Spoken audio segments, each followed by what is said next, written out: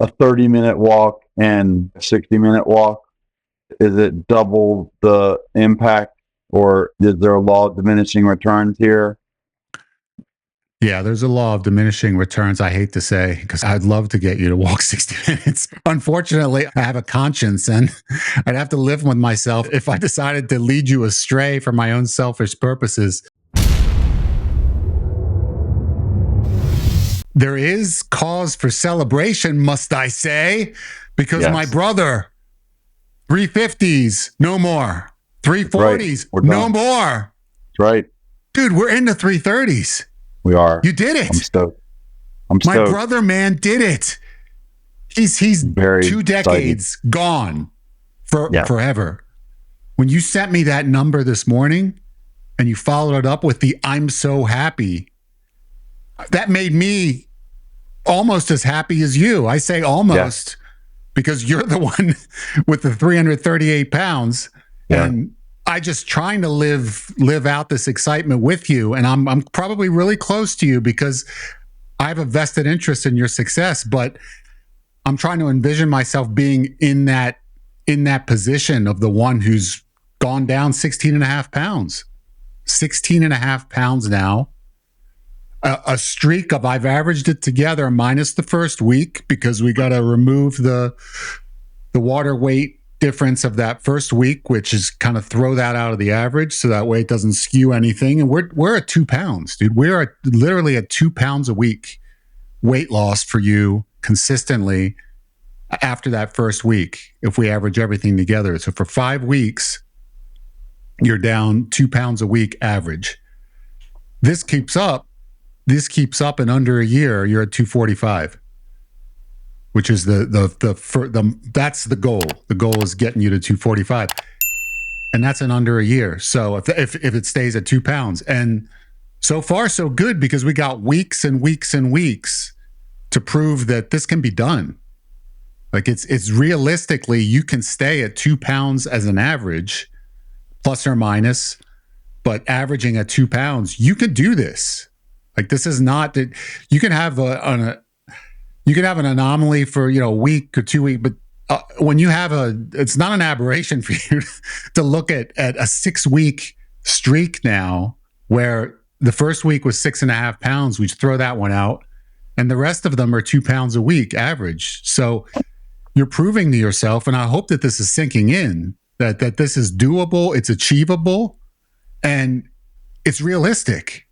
It's not, you're not overextending yourself.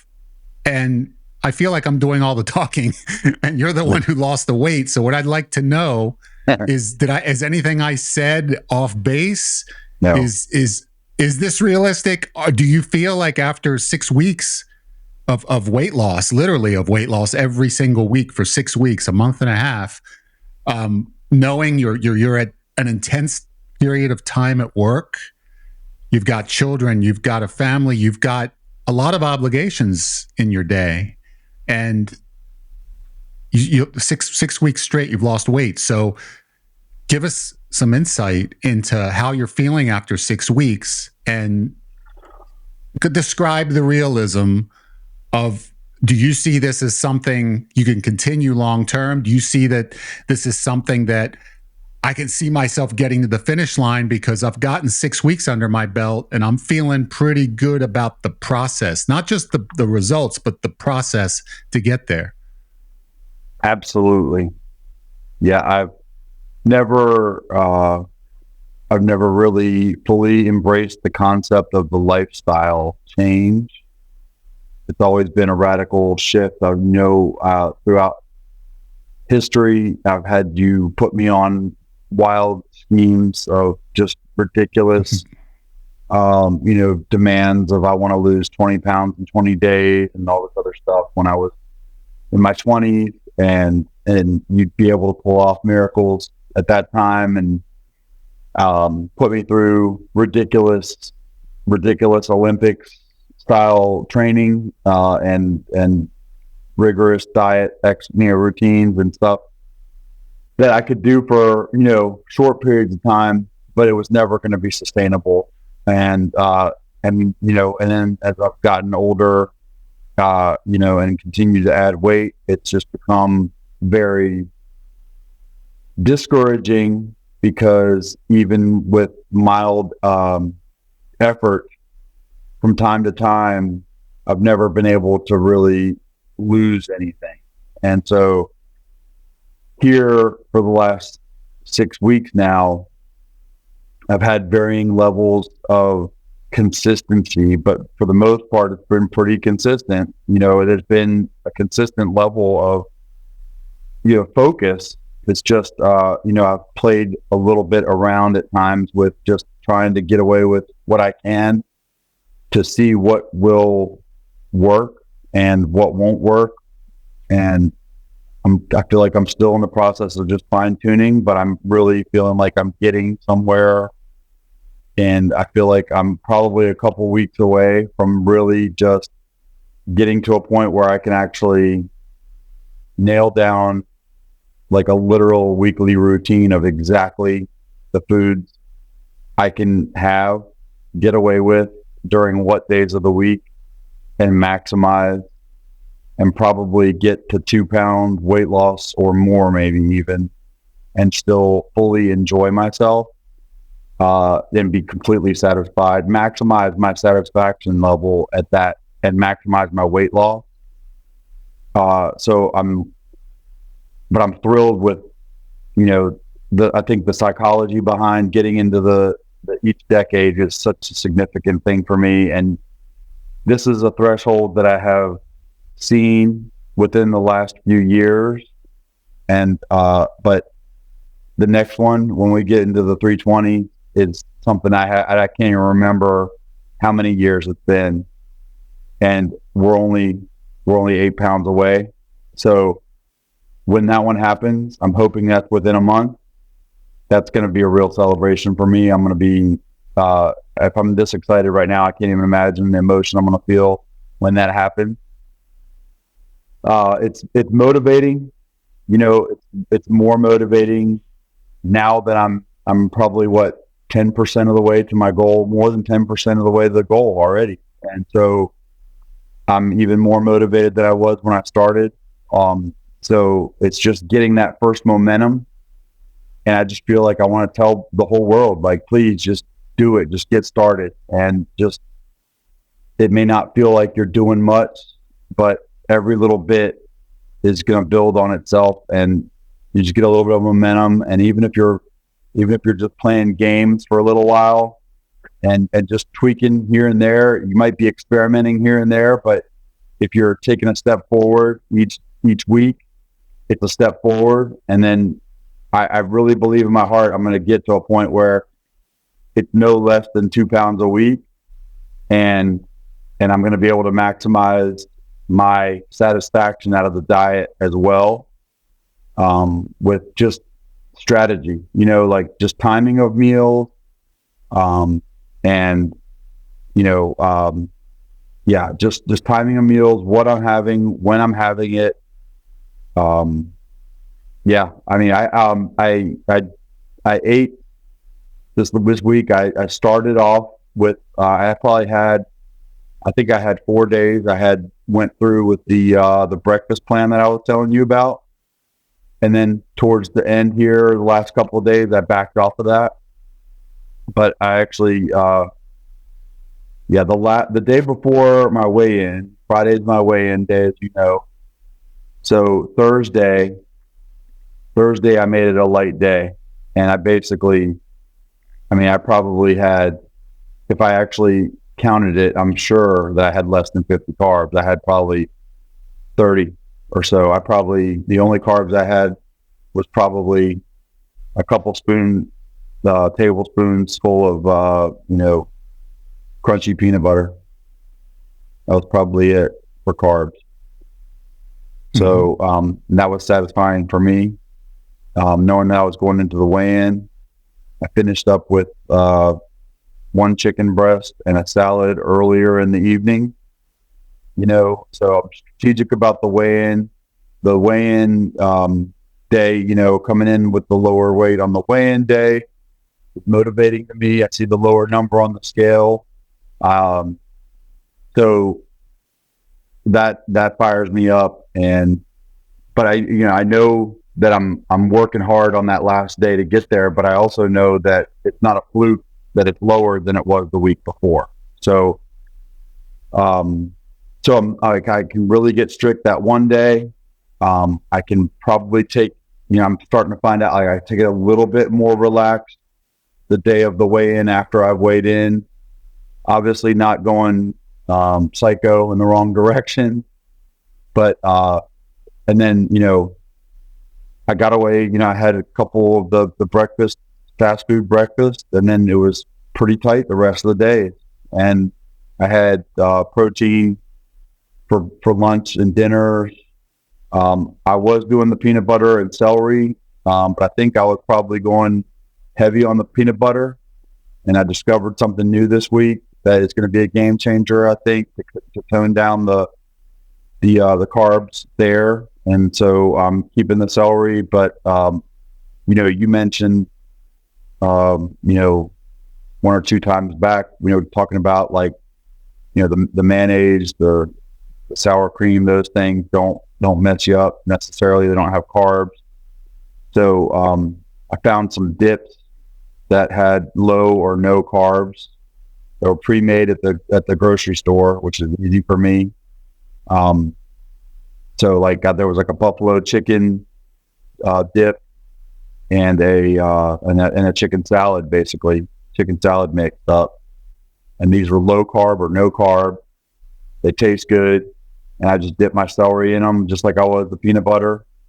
And they're equally as satisfying. And that's lunch right there. Easy. And it's just as satisfying from a flavor standpoint, if not more. And so it's just, I'm still tweaking. I'm still finding out new things that are going to fill the void, that are going to keep me from being tempted to do something that I shouldn't do.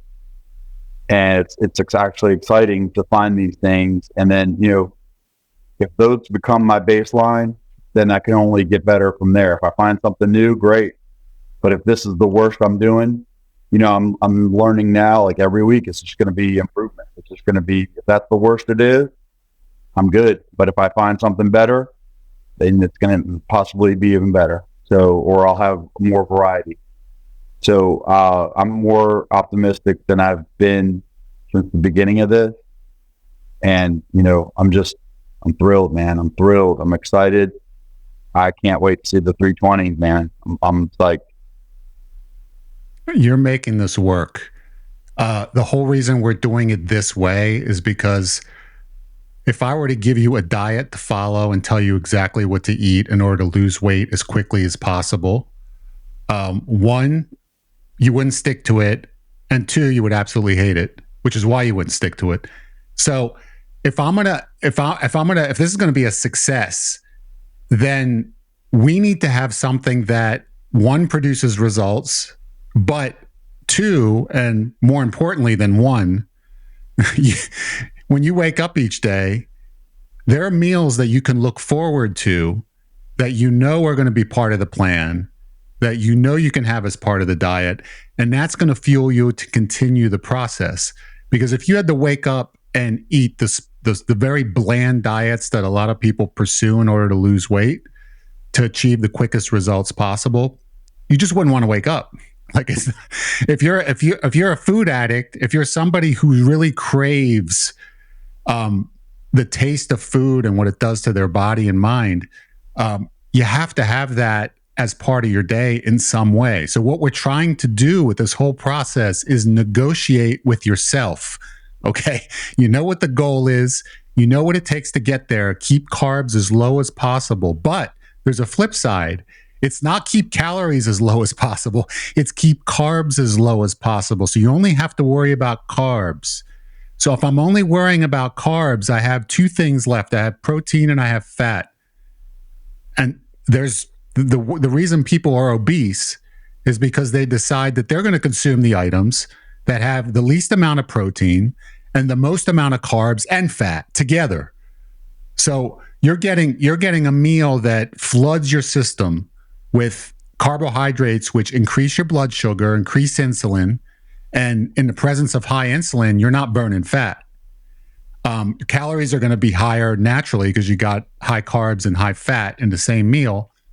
And because insulin is high, it's shoveling carbs and fat into your fat cells. So you're getting fat at an exponential rate.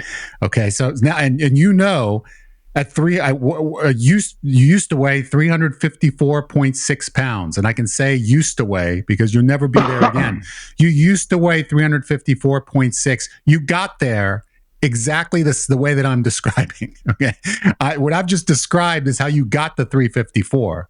Now, at 338, the way you got there was reducing the carbs substantially throughout your day, trying to have as many meals that are low carb, that are high fat, high protein that you possibly can to replace the high carb meals. And then knowing that because you're doing this as often as possible, there's going to be some flexibility. You're coming off eating a certain way. You're going to end up having some meals that aren't perfect, that aren't going to be perfectly low carb, but you're minimizing those tremendously. I mean, you're bringing those down to a level where it's a very small, minute percentage of what it is you consume in a week. And that's the reason why you're losing 2 pounds a week as an average. It's because you've dropped the carbs substantially, and the majority of your meals are low carb. The ones that aren't are not offsetting the ones that are low carb because there's not enough of them. And so what you did last week, as an example, you had your breakfast meals. You were having a breakfast meal that was higher in carbs, and then you were dropping the carbs for the rest of the day. What breakfast meal did you have? Was it the same one that you had the week prior? Was it a McDonald's breakfast meal that you had on those days? So days that you were having that. Yeah, it was salted muffin with egg and cheese. How many of those days did you have that breakfast of the days of the week this past week? 4. Okay. So 4. Yeah. So that's good. So that was Monday. Was that Monday through Thursday? Or no, Sunday through Wednesday? Because you said Thursday was a pretty strict. Sunday through Wednesday. Through Wednesday. Thursday. All right.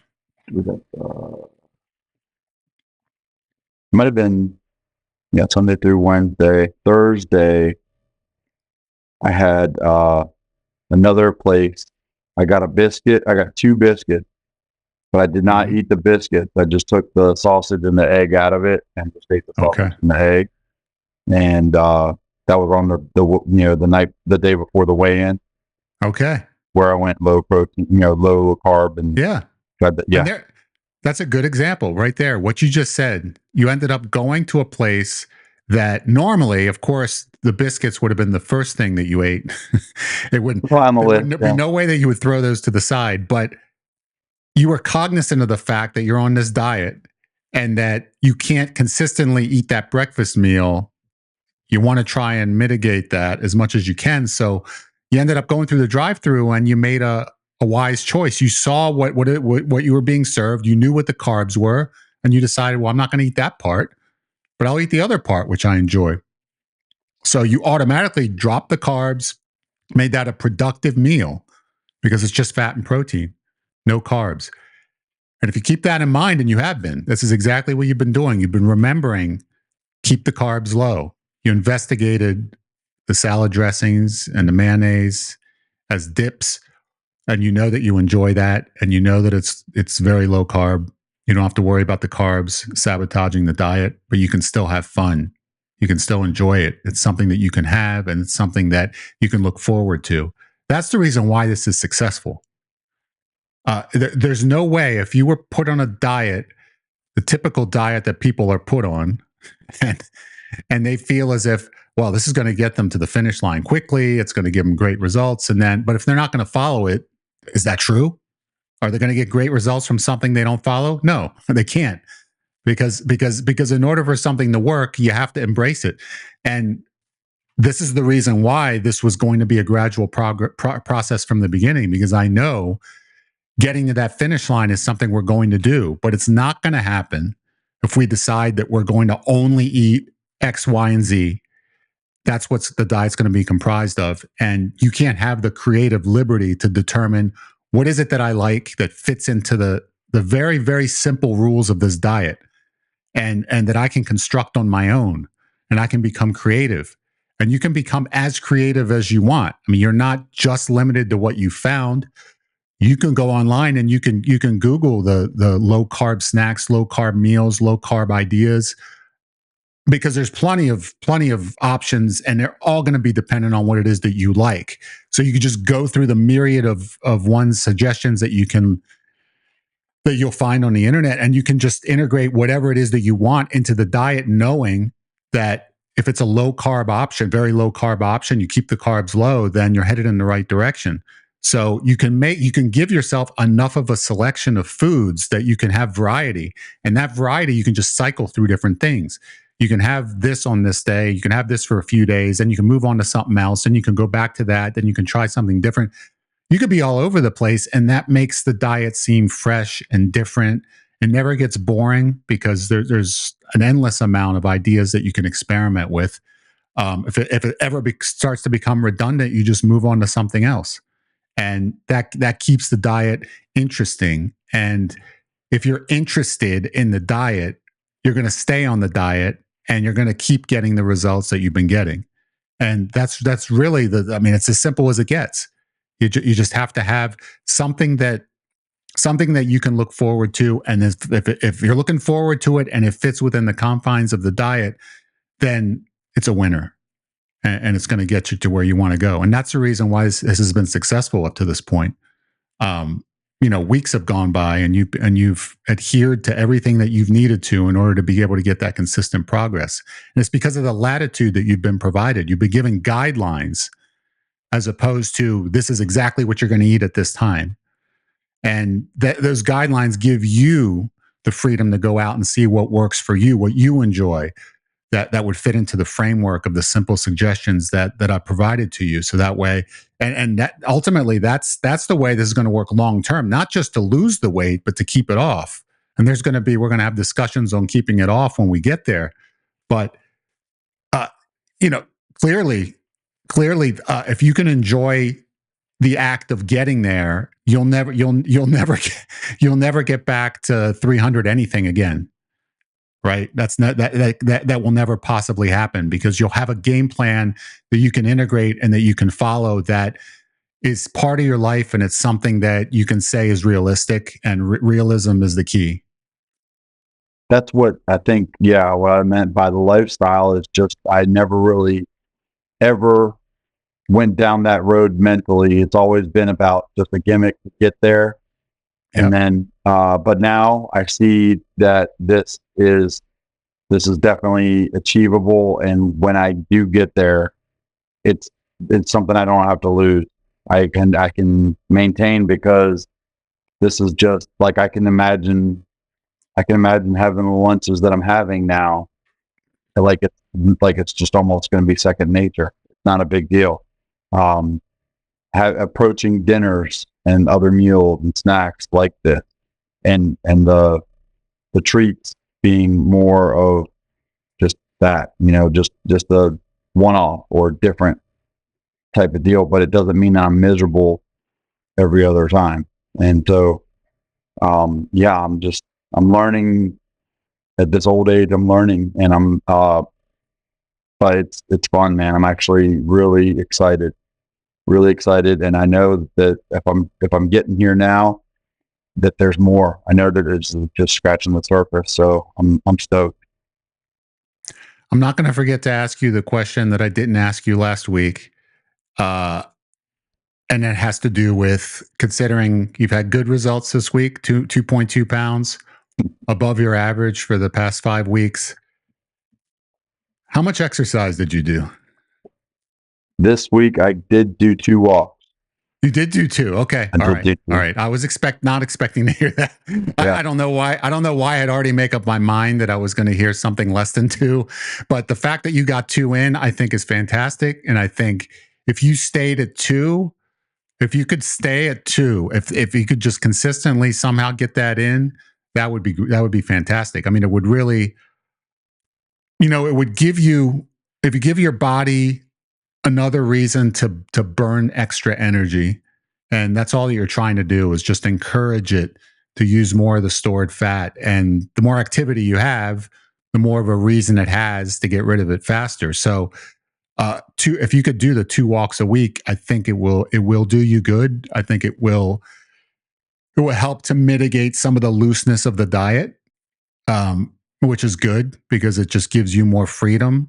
I like the fact that I have been doing cardio for the first time in my entire life every single day, waking up at ungodly hours to be able to do this cardio session of 42 minutes on the treadmill, incline walking, is all that I do. And I cannot gain fat. Okay. Okay. Don't tell me that, dude. Not like Don't I'm trying to. Okay. I'm not going above and beyond to prove myself wrong.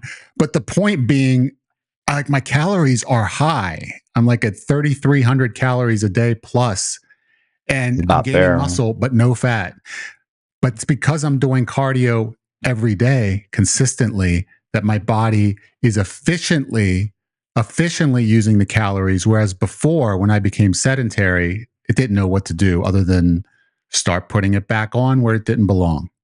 And I always deviated from cardio anytime that I was not burning fat. If I had a goal of burning fat, I would do cardio. I would get serious about it. I would do it almost every day. And then the moment I got to my fat loss goal, I would stop. And why would I stop? Well, why do it if I don't have to? But I have to. That's the point. Because every single time that I stopped and I would increase calories, go back to muscle building, the body fat would start coming back. And it's always when you bulk, if you build muscle, you gotta gain fat at the same time. It's the only way to add muscle is to also gain fat. It's untrue.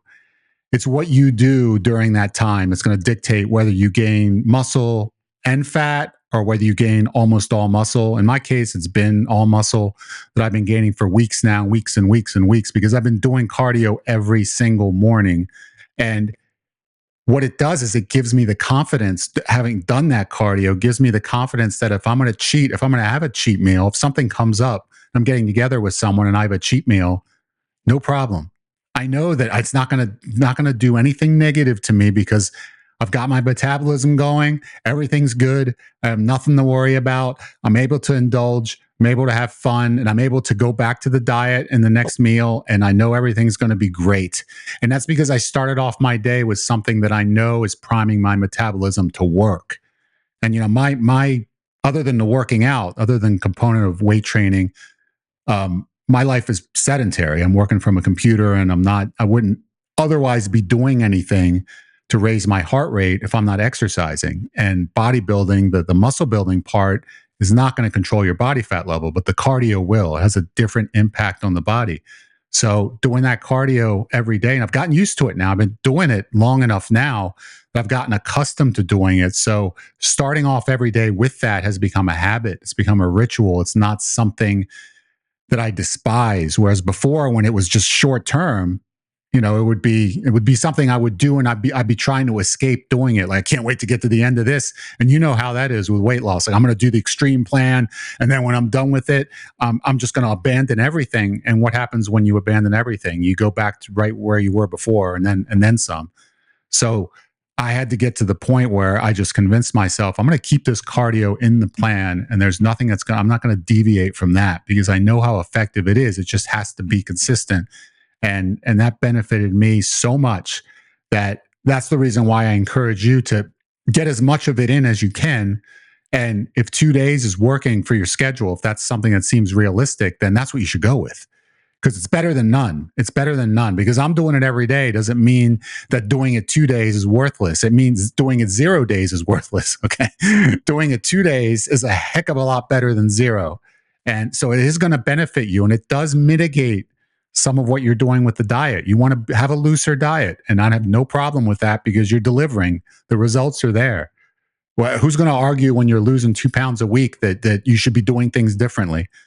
That would be an egotistical thing to say, right? You got to do things differently to continue losing 2 pounds. No, I'm losing 2 pounds a week and I'm doing things this way and I like it. So you want to make me do something I don't like to lose the same amount or even lose it faster to get, and then I have to be miserable every day? No, you're doing something that you enjoy and it works within your schedule. So hit the 2 days of cardio because that's going to allow you a little more latitude in the diet to be able to do things that you've been doing and still get the results that you've been getting.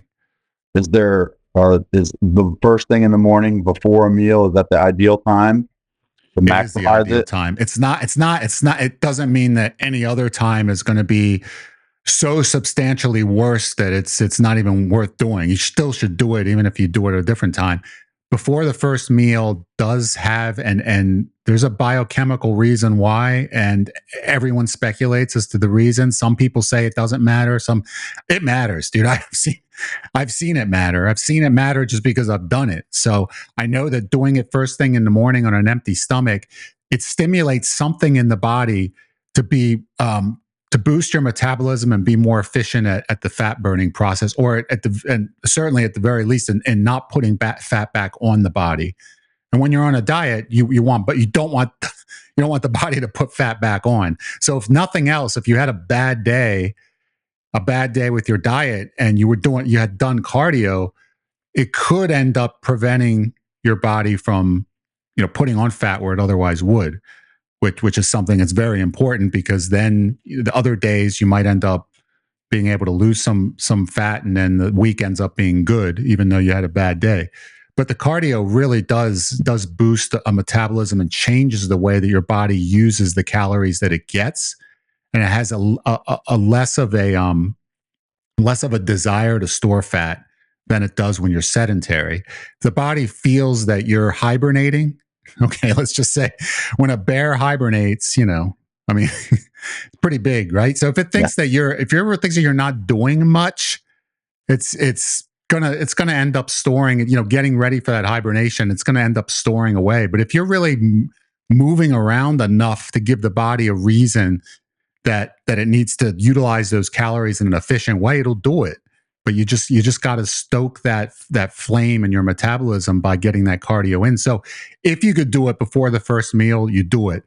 If you can't do it before the first meal, if it make your life not worth living, like if it's really going to drive you nuts to have to get up and do that before work because it's a half hour prior to when you normally get up, and it's just not realistic, don't do it. Just do it later in the day. It is not worth making it insurmountable or just making it so difficult for you that you start to lose some of that passion that you have right now.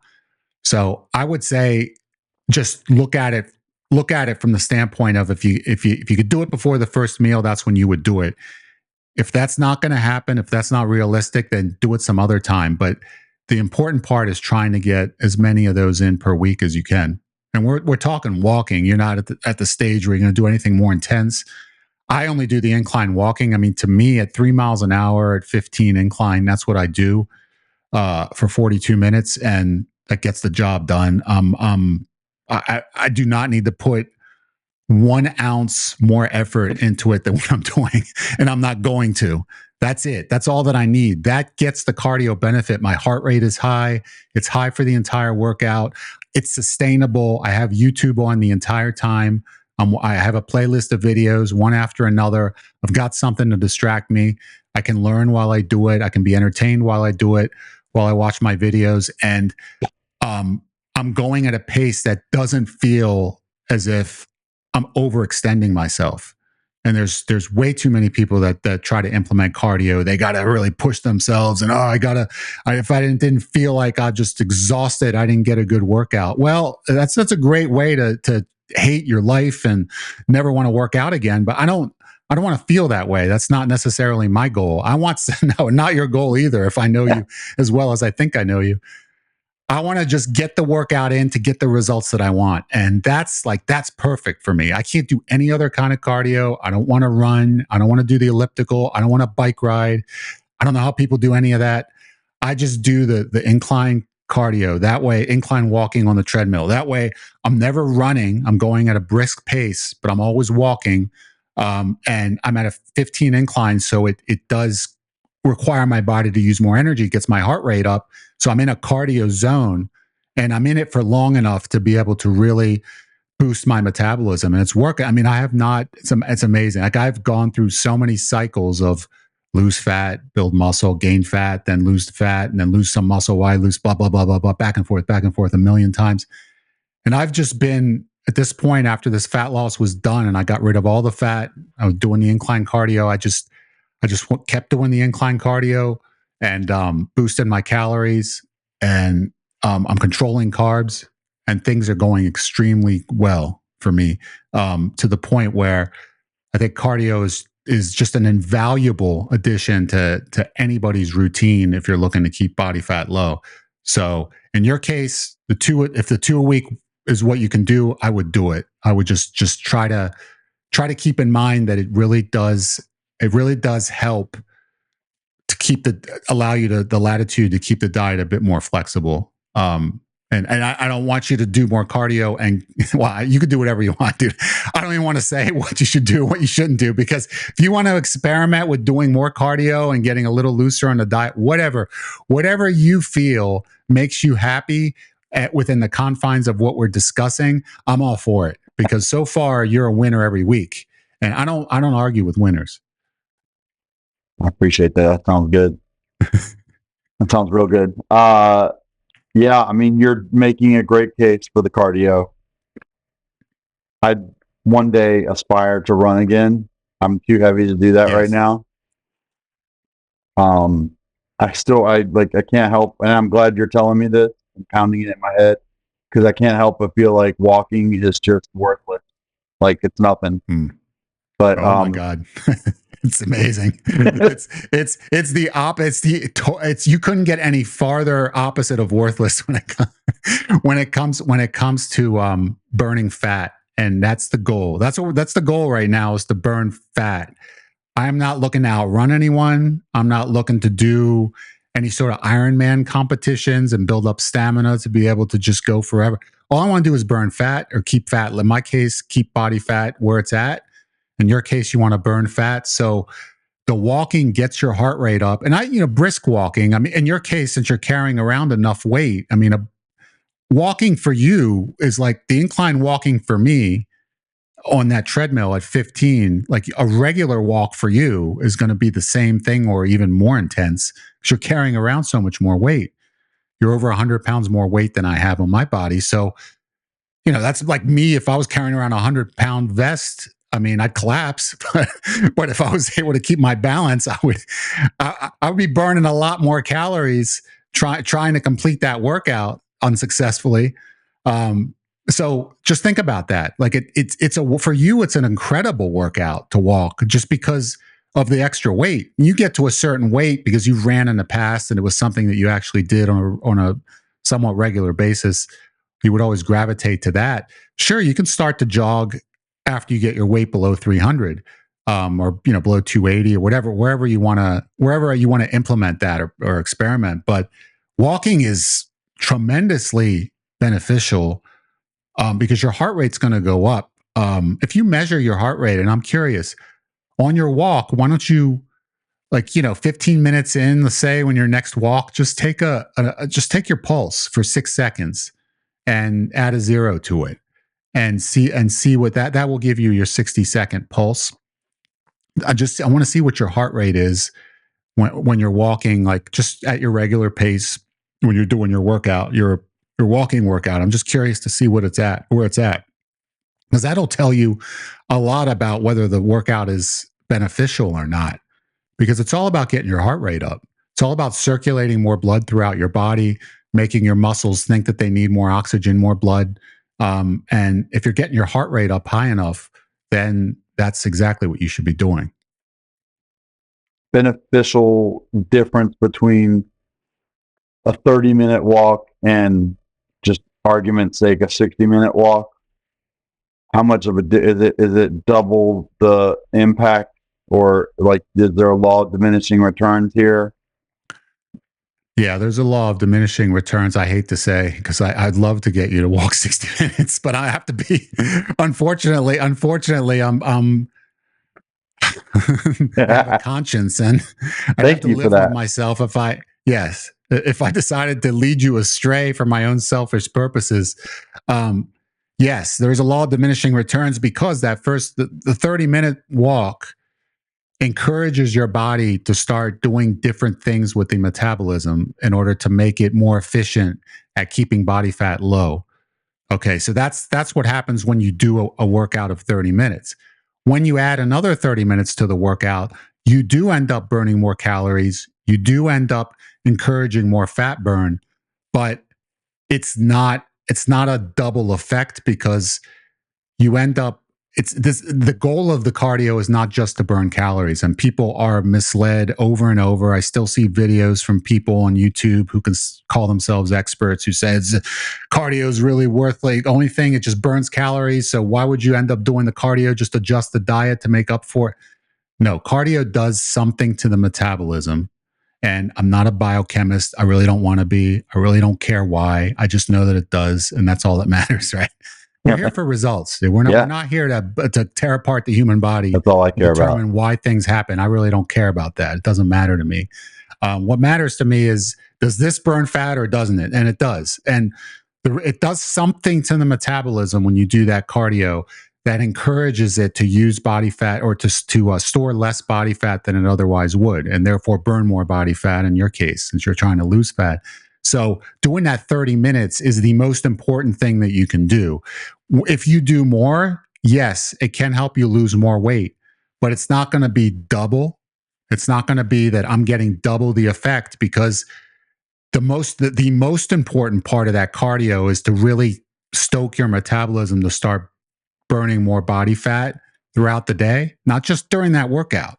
Because if it was just during the workout, doing twice the walk would burn twice the calories and therefore give you twice the results.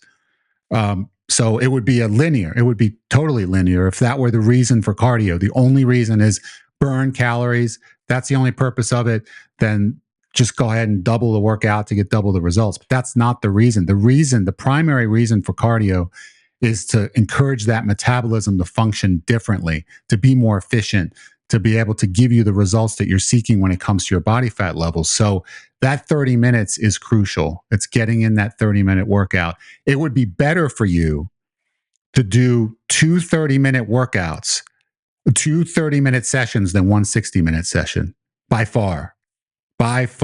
And I'm saying on different days. Yeah. Like doing 2 30-minute, doing a Saturday and a Sunday versus a 30-minute workout each, which totals 60 minutes, is far better than doing just one 60-minute on Saturday or Sunday. Far better. And the reason for that is you're giving 2 signals to your metabolism. Hey, things with this body, with this individual, is going to be going in a different direction when it comes to what he needs from you. And you're giving it 2 signals to do that versus just one. This is the same concept when it comes to muscle building. It is much, much better to train a body part twice a week than once a week.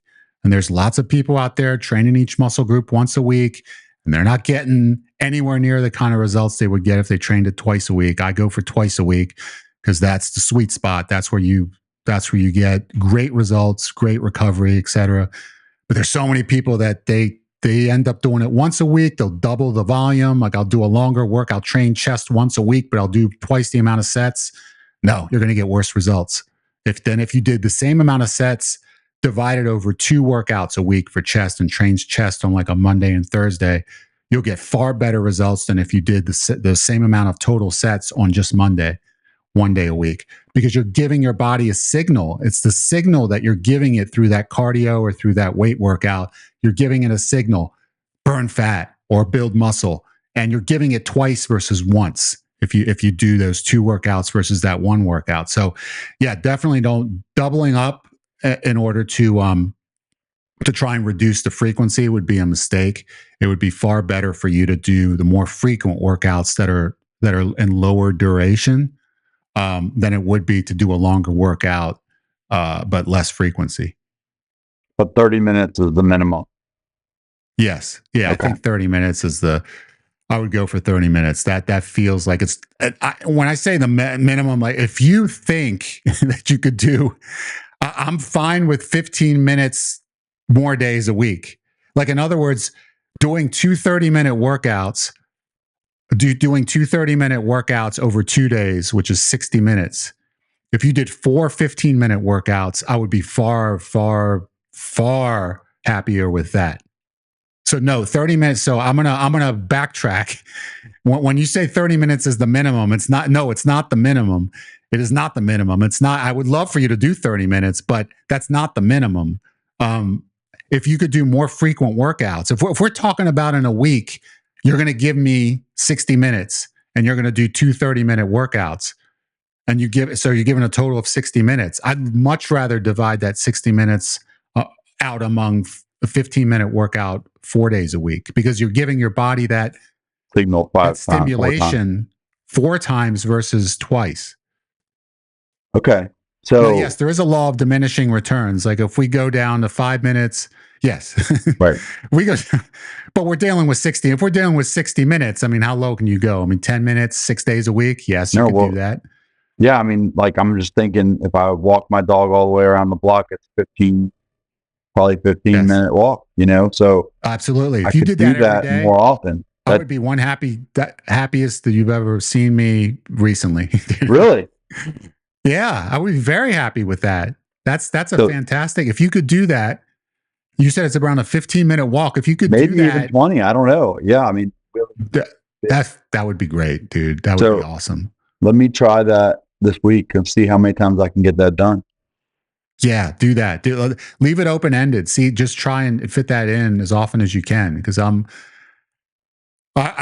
all for stoking that metabolism, giving it a reason to change, giving it a reason to be more efficient. And those frequent workouts are going to make that happen. So then that is a workout for you. I want you to get that. Oh, yeah. I know that it's very, very easy because you've ran before. So you know what it's like to jog. You know what it's like to have a 7-minute mile or whatever. I mean, I don't know what it's like to have a 7-minute mile. I mean, in elementary school, they in junior high school made us run around that track. Forget about it. I'm walking 1 lap max for me. The rest of it, no way. I give up, dude. You can give me an F. That's fine. F stands for Francesco. That's my name. I'll go for that, dude. That's the way I'll look at it. I don't really know. I could never do it. You've done before. You've actually been a jogger. Like, you've actually gravitated towards it. So you feel as if you knew what that was like. So if I'm doing something less than that, it's not good enough. And that's just not the case with the amount of weight that you have on your body. It's going to get the job done. Look at me. I'm doing the incline walk. I'm still doing walking at 3 miles an hour. So you can, as far as a pace, you can judge what your speed is. You can see what the distance is that you walk your dog. You can see how fast you're walking. But I'm walking at 3 miles an hour at 15 incline, and that's it. Like, I'm not doing anything else special. I'm just walking on that treadmill at 15 incline at 3 miles an hour. I don't change any of the variables for 42 minutes. That's it. That's every day. That's it. It doesn't change. I don't do anything different. I haven't added anything to that or changed it around. It's been that way. That's the way it's been, and that's the way it's going to be. Okay.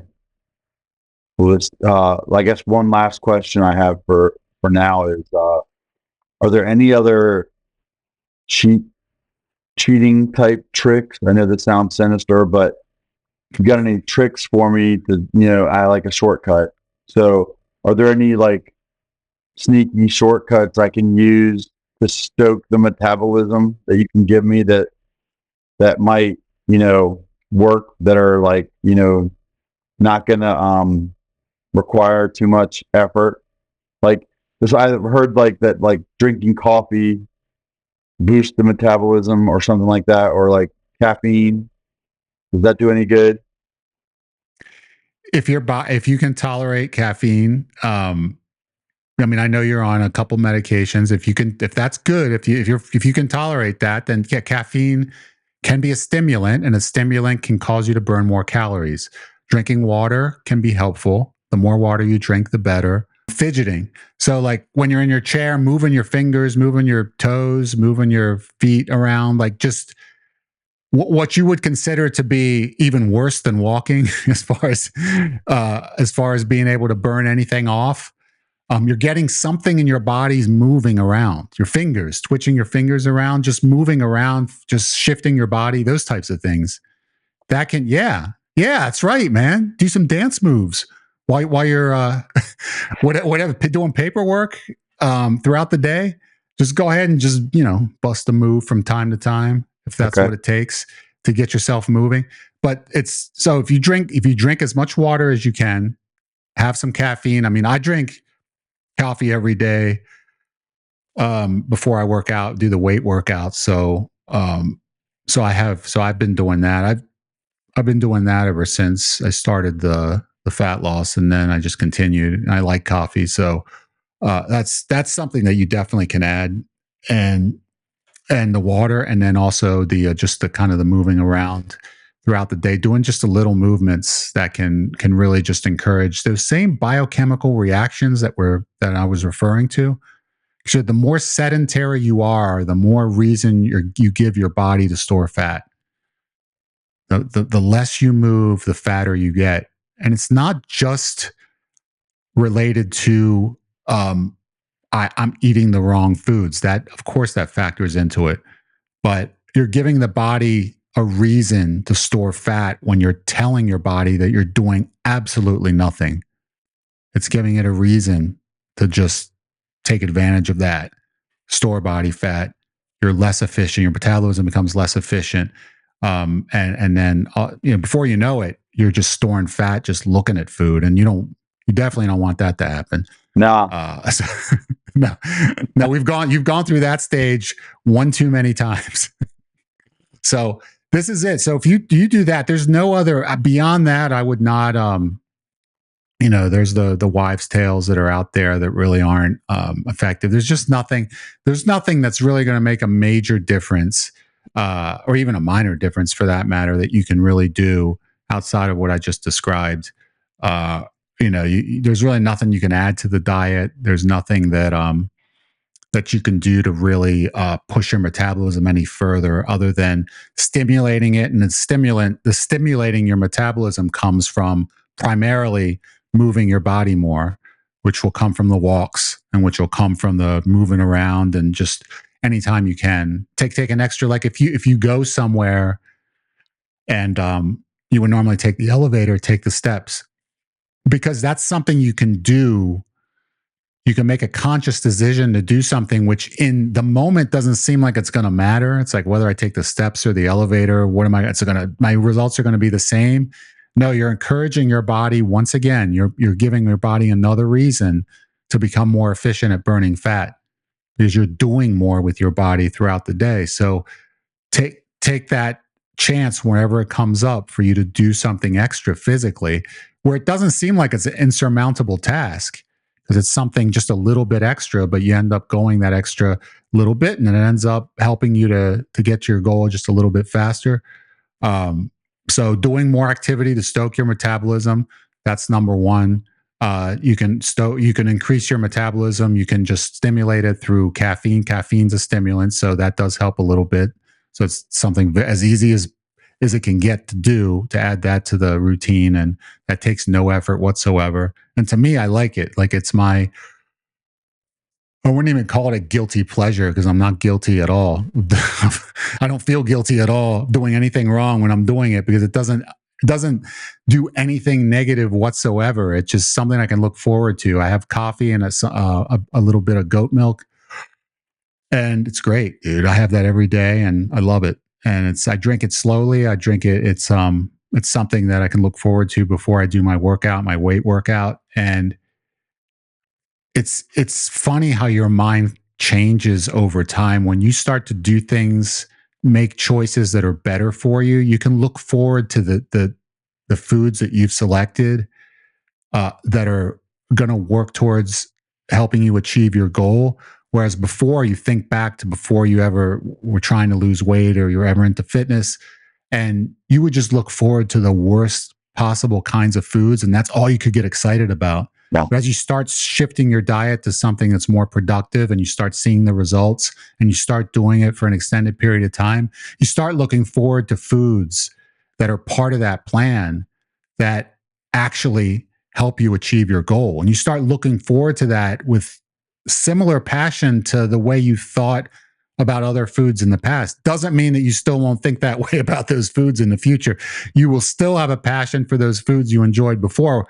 But what I'm saying is you will actually start to feel excitement over foods that in the past you never had any sort of interest in, because now they become part of your diet.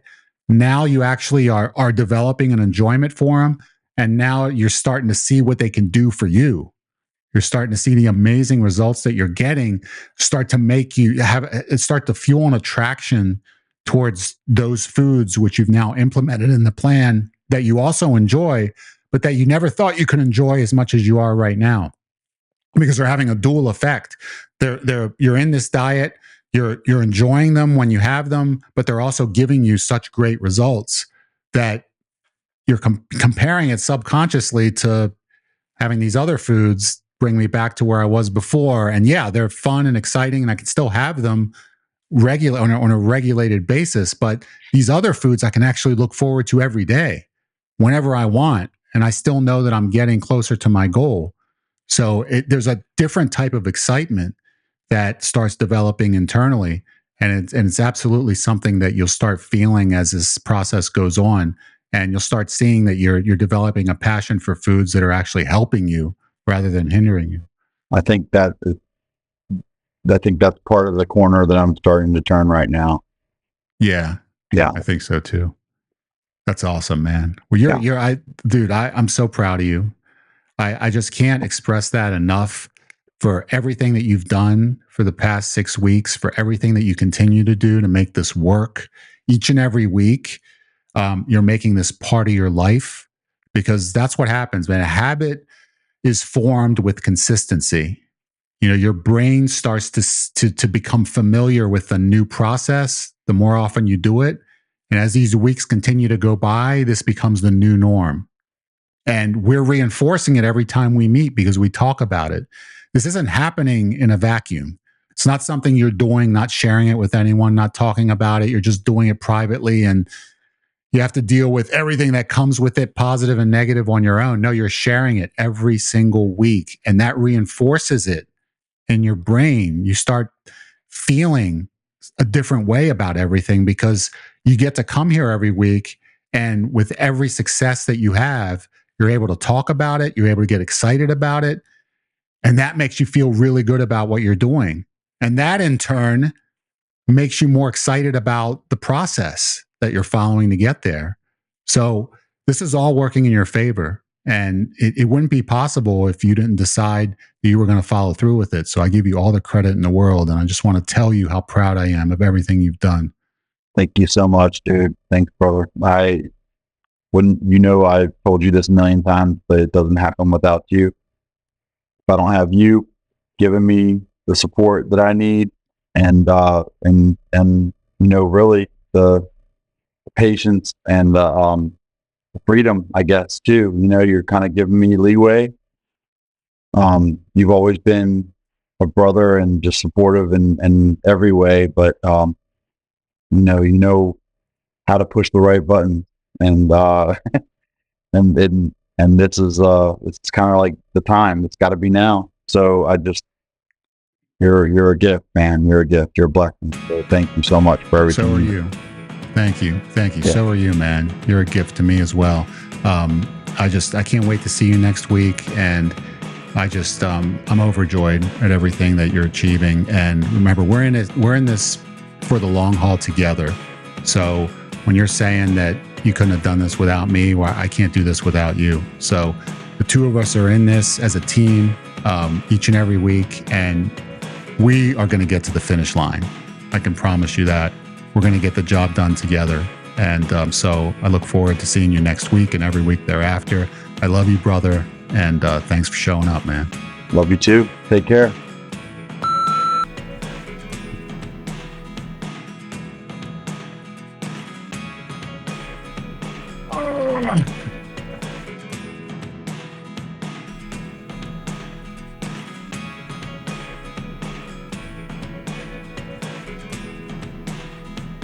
The only part I hate is this.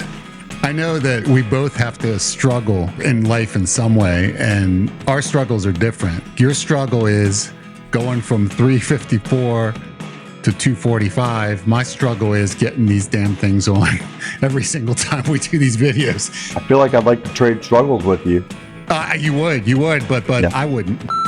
What breakfast meal did you have? I was salted muffin with egg and cheese. He's gone. He's vanished. He disappeared. Come back. Please come back. I was gonna say, man, I know I didn't offend you. I mean, I've been saying nothing but good things about you this week. I mean, there was no reason for you to walk away.